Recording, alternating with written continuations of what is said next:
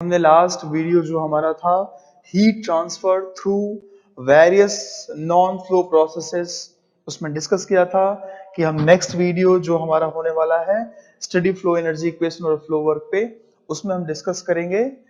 देखो अभी तक हमने जो कुछ भी डिस्कस किया that was related to the close system, but now we are moving towards the open system.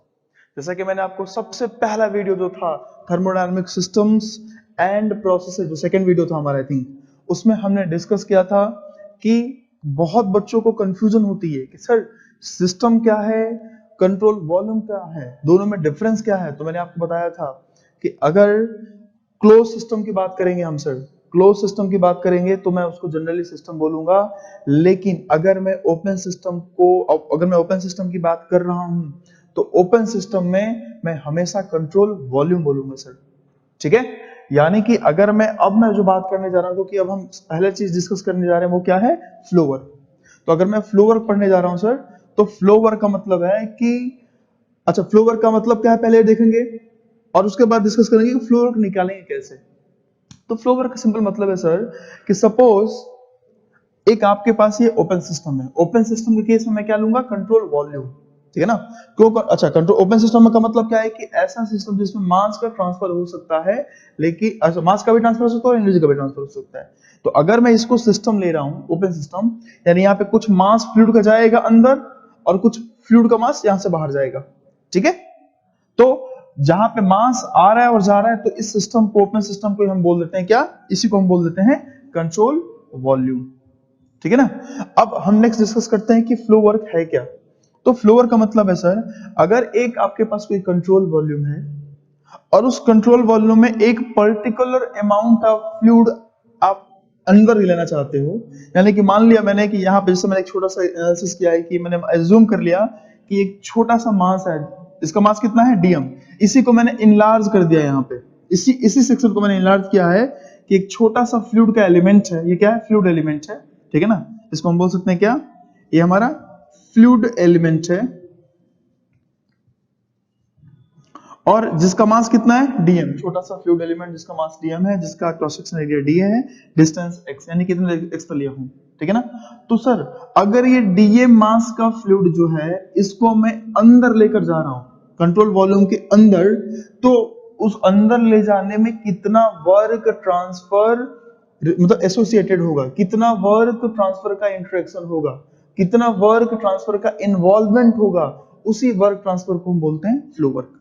यानी कंट्रोल वॉल्यूम के अंदर या कंट्रोल वॉल्यूम के बाहर आप अगर फ्लूइड को ले जाना चाहते हो, तो उस फ्लूइड को एक पर्टिकुलर अमाउंट के फ्लूइड को उस फ्लूइड को ले जाने में, अंदर या बाहर ले जाने में जो वर्क एसोसिएटेड होगा, जो वर्क ट्रांसफर एसोसिएटेड होगा, उसी को हम बोलते हैं फ्लो वर्क।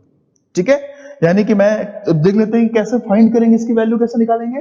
तो मैंने बोला कि अगर मेरे पास एक कंट्रोल वॉल्यूम है सर जिसका इनिशियल पॉइंट 1 1 मतलब कि एंट्री पॉइंट है ये 1 1 और 2 क्या है, एग्जिट पॉइंट, यानी कि यहां से कुछ मास एंटर हो रहा है और यहां से कुछ मास एग्जिट हो रहा है। तो अगर ऐसा कंडीशन है सर तो मैं क्या बोलूंगा, इसको मैं बोलूंगा कि छोटा सा एलिमेंट जिसको मैंने थोड़ा सा यहां पर सिंप्लीफाई करके बड़ा बनाया है, और इस एलिमेंट का डिस्टेंस कितना है एक्स, डिस्टेंस कितना है एक्स, क्यों ले रहा हूं डिस्टेंस वही बताऊंगा मैं। इसका मास कितना है डीएम, क्योंकि मास से रिलेटेड होगा ये, क्योंकि ज्यादा अमाउंट अगर निकाल ले जाओगे आप तो ज्यादा फ्लो वर्क देना पड़ेगा, या ज्यादा फ्लो वर्क मिलेगा अगर यहां से कर रहे हो तो, और कम अगर मास ले जा रहे हो तो कम फ्लो वर्क देना पड़ेगा या कम फ्लो वर्क मिलेगा, यानी कि यहाँ पे मास इंपॉर्टेंट कम हो जाएगा। ठीक है, नेक्स्ट इसका क्रॉस सेक्शन एरिया मैंने डीएम आना हुआ है। तो सर ध्यान से देखो, अगर मैंने एक्स क्यों लिया, मैंने एक्स क्यों लिया, आप बोलोगे सर एक्स यहाँ तक ही क्यों लिया, आपने एक्स क्यों ले लिया, यहाँ तक क्यों ले लिया एक्स। तो मैं बोलूंगा सर कि जो मेरा मास है, मास क्या होता है, डीएम मास कैसे निकालेंगे, mass will be rho into volume, density into volume. तो अगर मैंने बोला कि इस फ्लूइड का, ये फ्लूइड एलिमेंट है सर, ये क्या है, फ्लूइड एलिमेंट है, इस फ्लूइड एलिमेंट का डेंसिटी रो है और इसका वॉल्यूम कितना हो जाएगा x into DA, DA cross section area into x, कितने लेंथ तक है।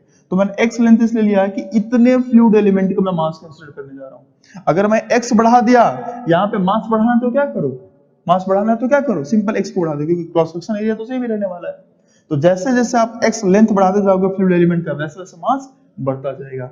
तो यहाँ पे क्या होगा, वॉल्यूम क्या हो जाएगा, वॉल्यूम होगा सर एक्स इंटू डीए, ये हमारा हो गया टोटल डीएम, ठीक है ना। तो टोटल इस डीएम मास को कैसे निकाला मैंने, row into DA into X, या इसको मैं बोल सकता हूं row into DV. DA into X मतलब छोटा सा एरिया इंटू डिस्टेंस मतलब छोटा सा वॉल्यूम। अब ये डीएम के लिए ये है। अब मैं निकालना चाहता हूं कि मान लो इस फ्लूइड एलिमेंट का या इस, अच्छा ये तो मैंने केवल एक्स डिस्टेंस के लिए लिया, लेकिन हमें क्वेश्चन तो ऐसा देगा नहीं। हमें तो क्वेश्चन ऐसा बोलेगा कि 2 kg पर सेकेंड मास फ्लो रेट है इसका, या 2 kg मास अंदर जा रहा है, या 5 kg मास अंदर जा रहा है, या 10 kg मास अंदर जा रहा है। तो हमें एक छोटा सा मास तो देगा नहीं, हमें तो एक फिक्स मास देगा। तो हम ऐसा कर सकते हैं, जैसे कि आपने देखा होगा बचपन में, अगर आपसे कोई पूछता है कि बताओ 10 केले का रेट 20 रुपया है, तो 18 केले का रेट बताओ, 25 केले का रेट बताओ। तो वैसा जब कंडीशन होता है तो क्या करते हो आप सबसे पहले एक केले का रेट निकालते हो, एक स्पेसिफिक निकालते हो कि अगर मैं पर यूनिट केले का रेट निकाल लिया, फिर मुझे जितना भी पूछेगा उसको मैं मल्टीप्लाई कर दूंगा। तो अगर मुझे डीएम मास का पता है, डीएम मास, डीएम फ्लूइड एलिमेंट है जिसका मास डीएम है, उसके लिए अगर मैं फ्लो वर्क निकाल लेता हूं, तो अब उसके लिए निकालना है मुझे, इसके लिए तो मैं निकाल रहा हूं। लेकिन अगर मैं किसी तरीके से ऐसा फाइंड कर लूं सर जो 1 यूनिट मास के लिए निकल जाए फ्लो वर्क, उसके बाद मुझे जब भी पूछेगा कि एम मास के लिए बताओ, 2m मास के लिए बताओ, 5m मास के लिए बताओ, तो मैं आराम से उसको मल्टीप्लाई करके वैल्यू फाइंड कर सकता हूं। तो अगर ये डीएम मास के लिए रो इंटू डीवी है, ठीक है, ये डीएम मास पता चल गया मुझे। अब मैं एक चीज देखने जा रहा हूं क्या, कि सर ये डीएम मास है तो उसके करस्पॉन्डिंग वॉल्यूम कितना है, डीवी। उसके करस्पॉन्डिंग वॉल्यूम कितना है, डीवी। मैं वॉल्यूम क्यों ले रहा हूं सर, आपने यहाँ पे रो क्यों नहीं लिया, क्योंकि सर रो तो मैं लेके चल रहा हूं, तो हमारा रो अगर मैंने फ्लूइड लिया हुआ है तो इस कंडीशन पे रो तो सेम है, इस पर्टिकुलर कंडीशन पे डेंसिटी तो सेम रहेगी, इस पर्टिकुलर कंडीशन पे डेंसिटी सेम रहेगी। तो उसके लिए मैं क्या ले रहा हूं कि अगर 1 यूनिट मास होगा तो इसका वॉल्यूम क्या हो जाएगा सर, डीवी अपॉन डीएम। और यही क्या है, यही हमारा होता है स्पेसिफिक वॉल्यूम। ये क्या है, स्पेसिफिक वॉल्यूम। यानी कि मैंने 1 यूनिट मास के लिए, यानी कि स्पेसिफिक वॉल्यूम का मुझे पता चल गया। और मुझे जब स्पेसिफिक वॉल्यूम का पता चल गया सर, तो मैं आराम से जितना भी मास पूछेगा उससे मल्टीप्लाई करके निकाल सकता हूं, ठीक है। तो मुझे निकालना क्या है, मुझे निकालना है फ्लो वर्क। किस कंडीशन में, इस कंडीशन में, यानी कि जब एंट्री हो रहा है फ्लूइड एलिमेंट का, डीएम मास के फ्लूइड एलिमेंट का जब एंट्री हो रहा है, तो एंट्री करने में कितना वर्क ट्रांसफर हो रहा है, उससे कितना वर्क ट्रांसफर एसोसिएटेड है, उसी को फाइंड करने जा रहा है, वही हमारा फ्लो वर्क है। तो हमें एक चीज सिंपल पता है सर कि अगर मैं फ्लो वर्क निकालूं, ध्यान से देखो, तो फ्लो वर्क या जो भी मुझे सिंपल सी अगर वर्क की बात किया जाए, तो वर्क का मतलब मुझे पता है। वर्क क्या होता है सर, वर्क होता है फोर्स इंटू डिस्प्लेसमेंट। क्या होता है, फोर्स इंटू डिस्प्लेसमेंट। अब फोर्स मैं कैसे निकालूंगा, force will be your pressure into area. तो अगर मैंने बोला सर कि यहां का जो प्रेशर है वो P है और एरिया कितना D है, तो मैं बोलूंगा यहां पे प्रेशर P, एरिया D है, इनटू कितना डिस्प्लेसमेंट। अगर मैं इस फ्लूइड एलिमेंट की बात करूं तो x डिस्प्लेसमेंट की बात करूं, तो ये क्या हो गया, x dx। यानी कि यहां से पता चल गया P इंटू dv हमारा ये है वर्क। और ये यहां पे हम कौन सा वर्क निकाल रहे हैं, ये हमारा क्या है, flow work. Why it's flow work, क्योंकि ये that is associated with the control volume, open system. But ये मैंने कितने मास के लिए निकाला सर, इस पर्टिकुलर फ्लूइड एलिमेंट के लिए निकाला है। तो अगर मुझे पर यूनिट मास के लिए निकालना हो, इसका पर यूनिट मास के लिए निकालना हो, तो क्या करूंगा, जैसे आपने मैंने बोला ना कि 10 केले का रेट अगर 20 रुपया है, तो एक केले का क्या करते हो, 20/10, 20/10। तो इसी तरह से अगर डीएम मास का फ्लो वर्क मैंने ये निकाला, तो 1 यूनिट मास के लिए कैसे निकालूंगा, तो 1 यूनिट मास के लिए मैं निकालूंगा कि flow work per unit mass कितना हो जाएगा। पर यूनिट मास अगर मुझे निकालना है तो वो हो जाएगा sir P into dv upon dm. और मैं थोड़ी देर पहले देखो मैंने डीवी अपॉन डीएम को बता रखा, ये क्या है, ये स्पेसिफिक वॉल्यूम है। तो मैं यहाँ पे बोलूंगा कि सर यहाँ पे जो फ्लो वर्क होगा P into small v, P into small v। लेकिन ये फ्लो वर्क नहीं है, ये flow work per unit mass है, ठीक है ना। लेकिन suppose if m mass is entering, if m mass is entering, क्या हो रहा है, m मास अगर एंटर कर रहा है, entering into the control volume, तो मैं क्या बोलूंगा, उस कंडीशन में मेरा टोटल मास क्या होगा, उस कंडीशन में जो टोटल फ्लो वर्क होगा सर वो क्या होगा, total flow work will be your P into small v into m, और small v specific volume into m कर लूंगा तो ये क्या हो जाएगा, टोटल वॉल्यूम। यानी कि अब मुझे अगर कभी कोई भी पूछेगा कि m मास है, m मास के लिए फ्लोवर क्या है, तो मैं बोलूंगा P इंटू v। यानी कि P इंटू v जो मैंने अभी निकाला ये हमारा क्या है, फ्लोवर, किसके लिए, m मास के लिए। और जो P इंटू डी भी निकाला था मैंने, ये किसके लिए फ्लोवर था, डी मास के लिए था। तो अगर मुझे कभी भी क्वेश्चन पूछता है कि 2 kg मास के लिए, 3 kg मास के लिए, तो हमारा फ्लोवर क्या है, P इंटू v। क्लियर। अब ये v कैसे, सर हमें मास तो इसमें टर्म दिख ही नहीं रहा है, तो मास हमें टर्म नहीं दिख रहा, इसका मतलब क्या है सर, जनरली जब देगा आपको ऐसा क्वेश्चन तो वहां पे स्पेसिफिक वॉल्यूम दे देगा आपको, और आपको मास गिवन है, तो specific volume into mass, that will be your total volume. ठीक है, तो आपको समझ में आ गया फ्लोवर क्या है। अब एक चीज हमें थोड़ा सा यहाँ पे साइन कन्वेंशन भी देखना है। क्यों? क्योंकि हमने साइन कन्वेंशन यूज किया है। कौन सा कन्वेंशन यूज किया है? हमने साइन कन्वेंशन यूज किया है सर कि अगर सिस्टम पे वर्क हो रहा हो तो हम उसको बोलेंगे नेगेटिव, और सिस्टम से वर्क हो रहा हो या सिस्टम वर्क दे रहा हो तो हम उसको बोलेंगे पॉजिटिव। तो अगर मेरा सिस्टम ये है, सिस्टम मतलब कंट्रोल वॉल्यूम, डिफरेंस क्या है, सिस्टम कब बोला मैंने, जनरली ओपन सिस्टम के, सॉरी क्लोज सिस्टम के लिए, नॉन फ्लो के लिए, लेकिन कंट्रोल वॉल्यूम कब बोल रहा हूं, जब ये ओपन सिस्टम की बात कर रहा हूं। तो इस ओपन सिस्टम के लिए, यानी इस कंट्रोल वॉल्यूम के लिए अगर मैं एंट्री को देखूं, ये हमारा क्या है, एंट्री पॉइंट, और ये हमारा क्या है, एग्जिट पॉइंट। तो अगर सर मैं एंट्री को देख रहा हूं तो एंट्री मतलब सिस्टम या कंट्रोल वॉल्यूम के ऊपर हो रहा है, और अगर मैं एग्जिट को देख रहा हूं तो सिस्टम के बाहर जा रहा है। तो मैं बोलूंगा यहां पे कि सर अगर मुझे बोलता है कोई कि फ्लो वर्क बताओ, किसके लिए, एंट्री पे, फ्लो वर्क बताओ, तो ये ऑन द सिस्टम है, that's why we will say that minus P into V। और अगर मैंने यहाँ पे 1 पॉइंट लिया है तो इसको मैं डिनोट कर सकता हूँ P1 V1। लेकिन अगर मुझे कोई बोलता है कि सर एग्जिट पे बताओ flow work, then we will say that कि हमारा जो फ्लो वर्क है सर, फ्लो वर्क कहां पे, एग्जिट पे जो है वो क्या होगा, प्लस P1 V1। क्यों? क्योंकि अगर ये कंट्रोल वॉल्यूम है, अगर मेरा सिस्टम है जो सिस्टम से बाहर जा रहा है, यानी कि work done by the system का कॉन्सेप्ट यहाँ पे लगा रहा हूं।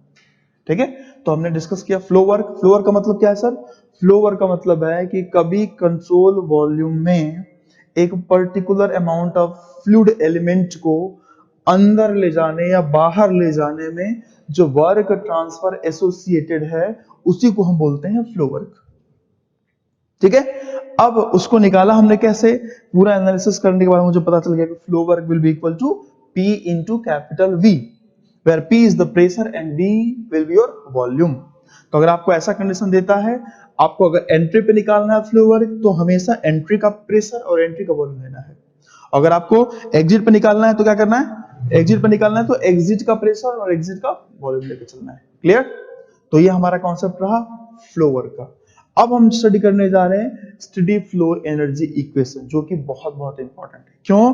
क्योंकि सर आपने देखा होगा गेट में तो हमेशा एक क्वेश्चन कंफर्म पूछने वाला है, लेकिन आपने कभी कभी देखा होगा सर, आपने थर्मोडायनेमिक्स का एप्लीकेशन पढ़ा होगा, या प्रॉपर्टीज ऑफ प्योर सब्सटेंस पढ़ा होगा, या पावर प्लांट वही पढ़ा होगा आपने, तो आपने वहां पे कुछ नोटिस किया होगा कि अगर हमसे बोलता है कि टरबाइन का वर्क फाइंड करो, तो हम क्या करते हैं, हम टरबाइन के वर्क की जगह पे एंथैल्पी का डिफरेंस ले लेते हैं, ये करते हैं ना। अगर हमें बोलता है कंप्रेसर का वर्क फाइंड करो, तो हम देन सेम वहां भी करते हैं, क्या, हम वर्क यानी कि वर्क की जगह पे हम क्या करते हैं, एंथैल्पी का डिफरेंस लेने लगते हैं। तो ऐसा क्यों हो रहा है? अगर मुझे हीट ट्रांसफर बोला है तो भी मैं एंथैल्पी का डिफरेंस ले रहा हूं। तो ये सारी चीजें क्यों हो रही है, कहां से आ रही हैं, वो आप बता पाओगे with the help of steady flow energy equation. तो अब हम जो डिस्कस करने जा रहे हैं वो क्या है, हमारा स्टेडी फ्लो एनर्जी इक्वेशन। अब सबसे पहले हम ये डिस्कस करेंगे कि स्टेडी फ्लो एनर्जी इक्वेशन ये है क्या। तो सबसे पहले सिंपल सी बात है सर, स्टेडी का मतलब क्या है, यहां पे स्टेडी का मतलब है सर कि अगर कोई फ्लूइड फ्लो कर रहा है, अगर कोई फ्लूइड फ्लो कर रहा है, मान लो कि मैंने बोला कि ये पाइप है सर, और इस पाइप में फ्लूइड फ्लो कर रहा है, ठीक है ना, ये पाइप है, इस पाइप में फ्लूइड फ्लो कर रहा है। तो आप इस पाइप के किसी भी सेक्शन पे देखो, किसी भी सेक्शन पे उस सेक्शन पे जो फ्लूइड की प्रॉपर्टीज है वो टाइम के रिस्पेक्ट में चेंज नहीं होना चाहिए। मतलब कि स्टडी का मतलब हुआ सर, जो स्टडी है इसका मतलब हुआ कि जो मेरा फ्लूइड की प्रॉपर्टीज है, फ्लूइड प्रॉपर्टीज, ये क्या है, फ्लूइड की जो प्रॉपर्टीज है, should not vary, should not vary, या वेरीज प्रॉपर्टीज लिख दिया तो varies with respect to time at a particular section, at a particular section. यानी कि अगर मैं देख रहा हूं सर कि यहां पे फ्लूइड एलिमेंट फ्लो कर रहा है, तो किसी भी सेक्शन की बात करूं तो किसी भी सेक्शन पे, यानी अगर मैं इस सेक्शन की बात कर रहा हूं और फ्लूइड की प्रॉपर्टी मान लो वेलोसिटी, अगर इस सेक्शन पे स्टार्टिंग में वेलोसिटी 50 मीटर पर सेकंड है, तो 2 सेकंड बाद भी देखो, 5 मिनट बाद भी देखो, 10 मिनट बाद भी देखो, इस सेक्शन पे वेलोसिटी हमेशा कितना होना चाहिए, 50 मीटर पर सेकंड होना चाहिए। ठीक है, तो ये हमारा है, इसका मतलब है स्टडी। नाउ अब हम देखते हैं कि स्टडी फ्लो एनर्जी क्वेश्चन को हम किस तरीके से एक्सप्लेन करेंगे और ये क्या है क्या। अब ध्यान से देखो, एक चीज मुझे पता है कि स्टडी फ्लो एनर्जी इक्वेशन, यानी कि मैं एक चीज तो कंफर्म है कि सर मैं कुछ फ्लो की बात कर रहा हूं,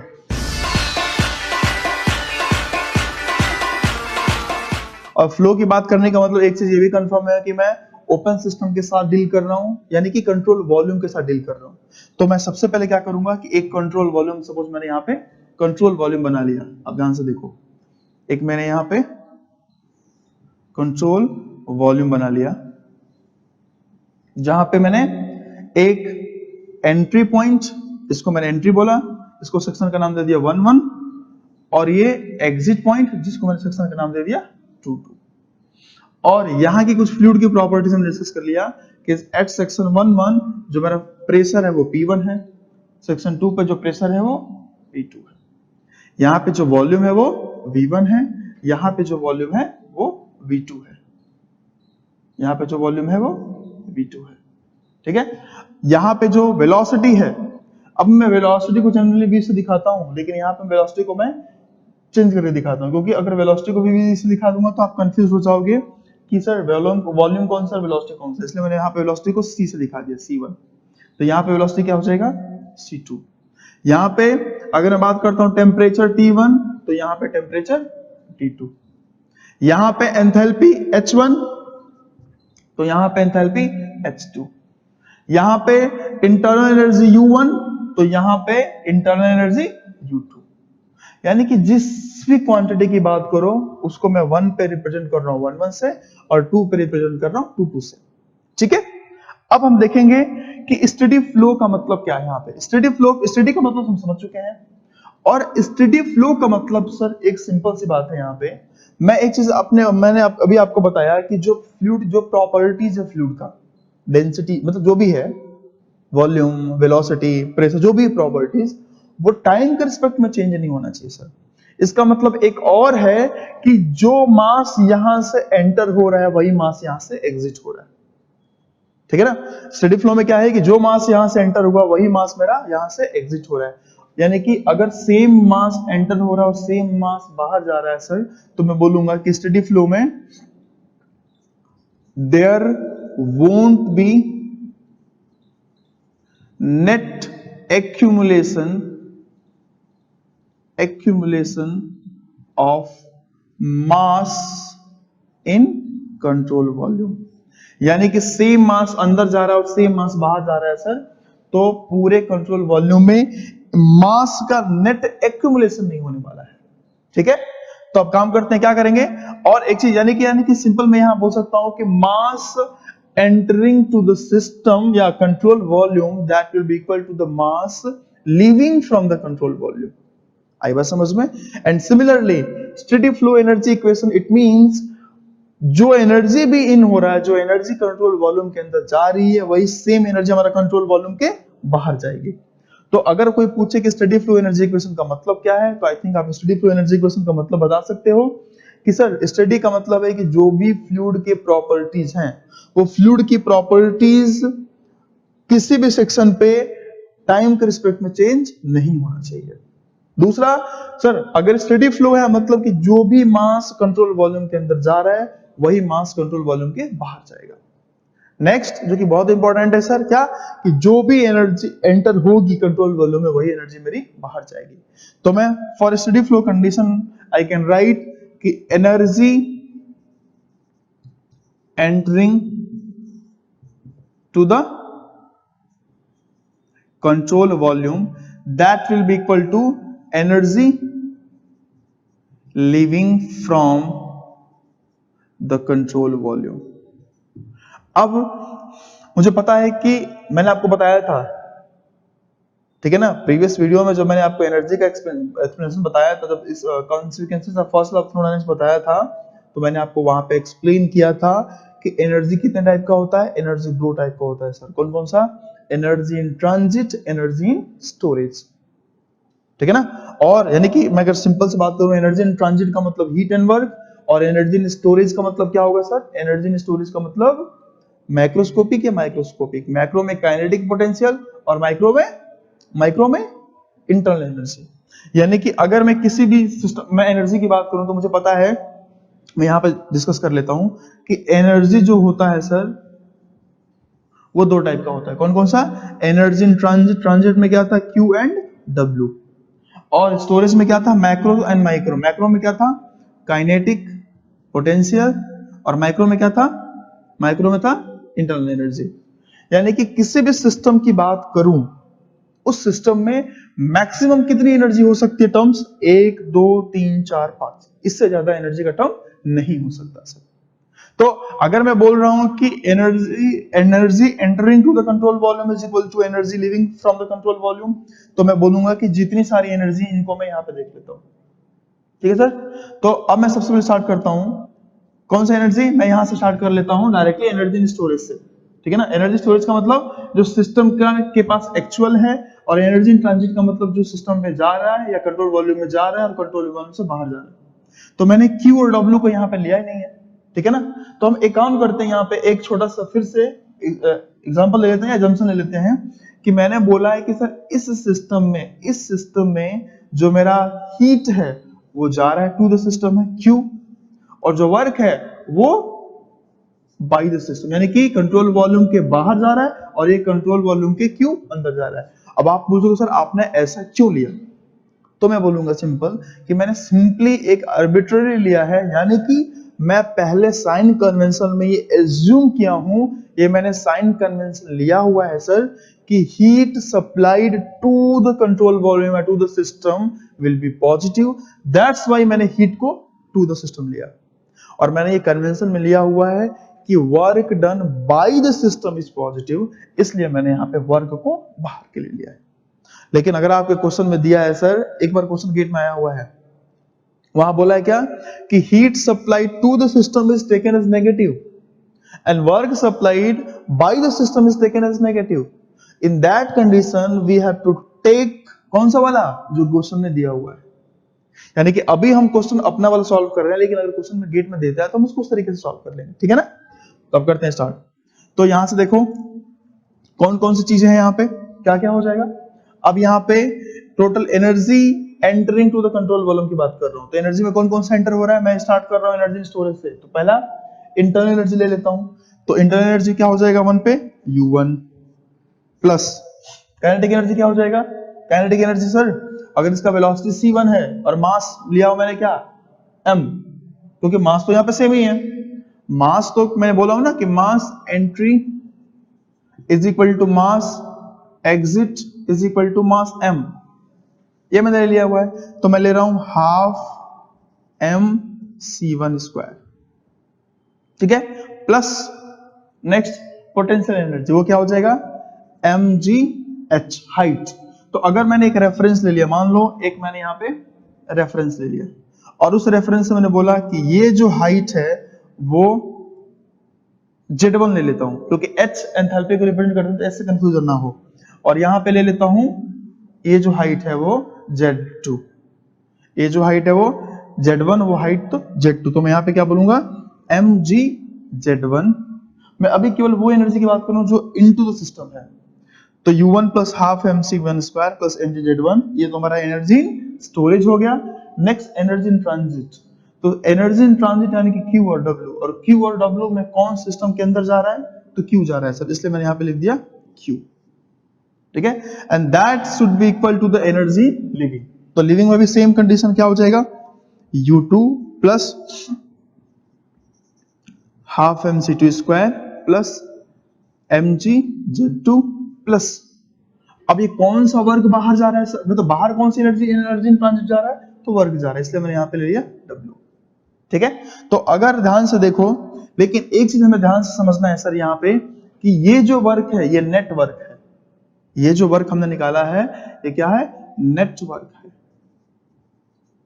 लेकिन हमने थोड़ी देर पहले जस्ट अभी डिस्कस किया कि कंट्रोल वॉल्यूम की बात करें या ओपन सिस्टम की बात करें तो वहां पे एक और वर्क ट्रांसफर आता है जिसको हम बोलते हैं फ्लो वर्क।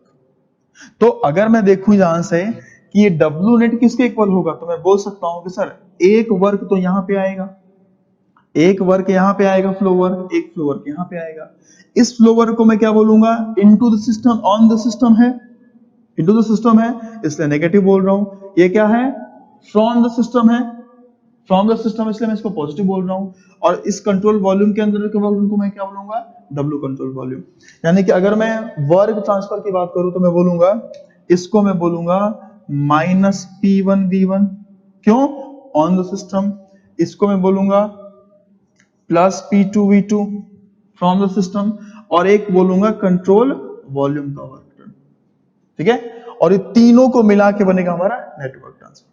यानी कि मैं यहां से बोलूंगा सर कि जो मेरा W नेट है, W net that will be equal to minus P1V1 plus W control volume plus P2V2, जो हमने अभी थोड़ी देर पहले डिस्कस किया। यहां पे एक जाने का वर्क, बाहर जाने का वर्क, अंदर जाने का वर्क, कंट्रोल वॉल्यूम का वर्क और बाहर जाने का वर्क, एंड ये टोटल किसके इक्वल होगा, नेटवर्क इक्वल, जो हमने W लिया हुआ है। तो मैं यहां से क्या बोल सकता हूं सर, फिर मैं यहां से बोलूंगा ये W नेट है, जो और W नेट है, तो अगर मैं W नेट को एक्सपेंड करूं उसके फॉर्म में तो क्या लिख सकता हूं, ध्यान से देखो सेम कंडीशन में क्या लिख रहा हूं मैं। अब यहां पे लिख रहा हूं मैं U1 plus 1/2 mc1 square plus mg/z1 plus Q that will be equal to U2 plus 1/2 mc2 square plus mg/z2 plus W net की जगह पे मैं क्या लिख सकता हूं, W नेट की जगह पे सर मैं लिख सकता हूं, ध्यान से देखो, W नेट की जगह पे मैं लिख सकता हूं minus P1V1 plus W control volume plus P2V2। और अगर ये माइनस P1V1 को मैं इधर लेकर आ गया तो फिर क्या बोलूंगा उसको मैं क्या बोलूंगा, उसको बोलूंगा U1 प्लस P1V1, इस P1V1 को माइनस को मैं इधर लेकर आ गया तो प्लस हो गया, plus half mc1 square plus mg/z1 plus Q that will be equal to U2 plus half mc2 square plus mg/z2 plus W control volume और प्लस P2V2। और ध्यान से देखो सर, ये U1 प्लस P1V1 ये क्या होता है, एंथैल्पी। यहां पे भी मैं U2 प्लस P2V2 को क्या बोल सकता हूं, एंथैल्पी। 1 है तो एंथैल्पी एट एंट्री, 2 है तो एंथैल्पी एट एग्जिट। तो इसको मैं क्या बोलूंगा, अब हमारे ये बन जाएगा H1 plus half mc1 square plus mg/z1 plus Q that will be equal to H2 U2 plus P2V2 H2 plus half mc2 square plus mg/z2 plus W control volume. यानी कि ये जो मेरा इक्वेशन बना है यही क्या है, this will be your steady flow energy equation. ये हमारा क्या है, steady flow energy equation.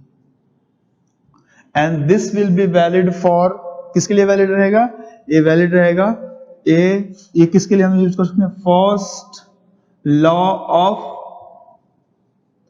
Thermodynamics, इसके लिए for open system. Open system बोलो या फ्लो वर्क बोलो। जैसे कि हमने देखा था, कल हमने डिस्कस किया था क्या, कि first law of thermodynamics for a process, that is for a process, for non flow close system के लिए क्या था कि dq is equal to de plus tw या dq is equal to du plus tw। लेकिन यहां पे हमने क्या देखा कि this will be first law of thermodynamics for open system, यानी क्लोज सिस्टम में वो था, और ओपन सिस्टम में कभी बोलता है तो मैं ये इक्वेशंस यूज कर सकता हूं।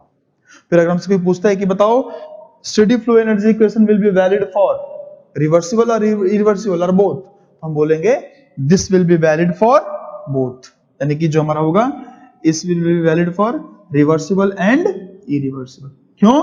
क्योंकि मैंने अभी तक रिवर्सिबल और इरिवर्सिबल कुछ कंसीडर किया ही नहीं है, यानी कि ये जो इक्वेशन है वो सभी के लिए वैलिड होगा। तो अगर आपको कभी कोई पूछता है कि स्टेडी फ्लो एनर्जी इक्वेशन बताओ, आपको कभी बोल दिया कि स्टेडी फ्लो एनर्जी इक्वेशन के बारे में बताओ, तो आपको क्या याद रखना है, energy at inlet that will be equal to energy at outlet. और कैसे निकालेंगे उसको सर, उसको फाइंड कैसे करेंगे, वो होगा हमारा H1 plus half mc1 square plus mgz1 plus capital Q is equal to H2 plus half mc2 square plus mgz2 plus W control volume. कभी कभी अगर मास सेम ही है तो मास को हटा देगा तो क्या हो जाएगा, ये टर्म स्मॉल वाला हो जाएगा। ये क्या हो जाएगा, स्मॉल h1। अगर मैंने पर यूनिट मास ले लिया, दोनों साइड से मास को हटा दिया, तो ये क्या हो जाएगा, small h1 plus half c1 square plus gz1 plus small q is equal to small h2 plus half c2 square plus gz2 plus small control volume. यानी कि पर यूनिट मास लूंगा तो ये सारे टर्म्स का जो यूनिट होगा वो किसमें होगा, किलो जूल या जूल पर केजी में हो जाएगा। ठीक है, अगर मैं टोटल लेके चल रहा हूं तो इसका यूनिट किलो जूल या जूल में होगा। स्टेडी फ्लो एनर्जी इक्वेशन पे क्वेश्चन कंफर्म पूछता है, एक मिनिमम कंफर्म पूछेगा क्वेश्चन गेट में, लेकिन ये इतना सिंपल कॉन्सेप्ट होने के बावजूद भी बच्चे बहुत सारे क्वेश्चंस गलत कर देते हैं। ठीक है, और हम कुछ क्वेश्चंस भी सॉल्व करेंगे और हमें डिस्कस करेंगे क्यों बच्चे गलतियां करते हैं। ठीक है, तो अगर हमें कभी भी बोलता है कि स्टेडी फ्लो एनर्जी इक्वेशन क्या है, तो हमें बिना कुछ सोचे समझे ये पता होना चाहिए कि स्टेडी फ्लो एनर्जी इक्वेशन का मतलब ये इसकी बात कर रहा है। और एक और अच्छी चीज ये है कि सर हमारे मैकेनिकल इंजीनियरिंग में जितने भी इक्वेशंस हमने डिराइव किए हुए हैं, बाकी वो चाहे बर्नौली हो या जो भी हो, दैट ऑल द इक्वेशन जो आप डिराइव किए हो वो इससे डिराइव किया जा सकता है। यानी कि जो भी एनर्जी का कॉन्सेप्ट जहां भी आप पढ़ रहे हो, एनर्जी को बैलेंस कर रहे हो, एनर्जी को इक्वेट कर रहे हो सर, वो सारा का सारा इक्वेशन आप इस इक्वेशन से डिराइव कर सकते हो। या बोल सकते हो कि मैकेनिकल में बहुत सारे जो इक्वेशंस है एनर्जी के प्रिंसिपल पे, वो सारे इक्वेशंस की मम्मी नानी जो भी बोल रहा है यही है इक्वेशन में हमारा स्टेडी फ्लो एनर्जी इक्वेशन। अब हम इसका एप्लीकेशन देखेंगे, ठीक है ना, क्योंकि मैंने आपको बताया कि कई बार कुछ चीजें थी, कौन कौन सी, कि हमें टरबाइन था, ठीक है ना, तो टरबाइन पे हमने कैसे निकाल दिया, टरबाइन के केस में वर्क डन पूछा तो हमने एंथैल्पी का डिफरेंस ले लिया। तो वो क्यों करते हैं, कैसे करते हैं, तो हम इसको अब डिस्कस करने जा रहे हैं हम लोग, application of steady flow energy equation.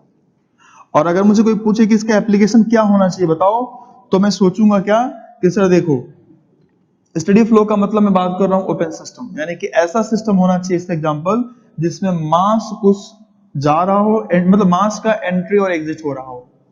और अगर ध्यान से देखो तो आपने जितने भी मैकेनिकल कंपोनेंट देखोगे, जो भी मुस्लिम मैकेनिकल कंपोनेंट देखोगे आप, तो उसमें आपको पता चलेगा सर क्या पता चलेगा आपको, वो पता चलेगा कि हर कंपोनेंट में, जैसे एग्जांपल नोजल हो गया, डिफ्यूजर हो गया, कंप्रेसर हो गया, टरबाइन हो गया, सभी के सभी एग्जांपल में आप क्या देखोगे, सभी में कुछ ना कुछ मास इन हो रहा है और सभी में कुछ ना कुछ मास एग्जिट हो रहा है।